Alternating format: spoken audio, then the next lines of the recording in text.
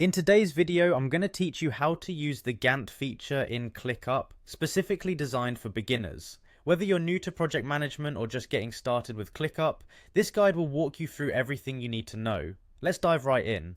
First, you'll want to head over to Clickup's website.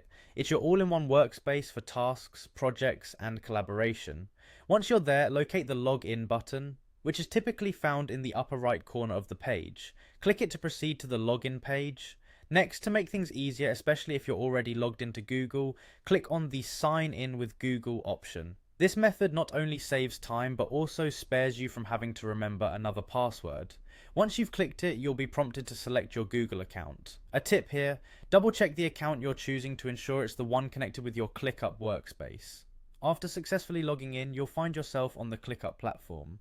From here, look for the Gantt button, typically situated on the left-hand side of your dashboard. Clicking this will take you to the Gantt view. The Gantt chart is a powerful visual tool that allows you to see your project schedule over time, making it easier to plan and track tasks. When you're in the Gantt view, you'll see a list of your projects or tasks on the left side. You'll need to locate and click the small arrow next to your chosen list. This will expand the list and show you all the tasks associated with it. Selecting the appropriate list is crucial because it determines which project tasks you'll be working with in the Gantt view. Once your list is expanded, it's time to focus on the tasks themselves. These tasks can be visualized as bars on the timeline in the Gantt chart. Here's a handy tip: click on a task and drag it along the timeline to adjust its start and end dates. This drag and drop functionality makes it incredibly intuitive to schedule and reschedule tasks by visually moving them to the right spot in your project timeline.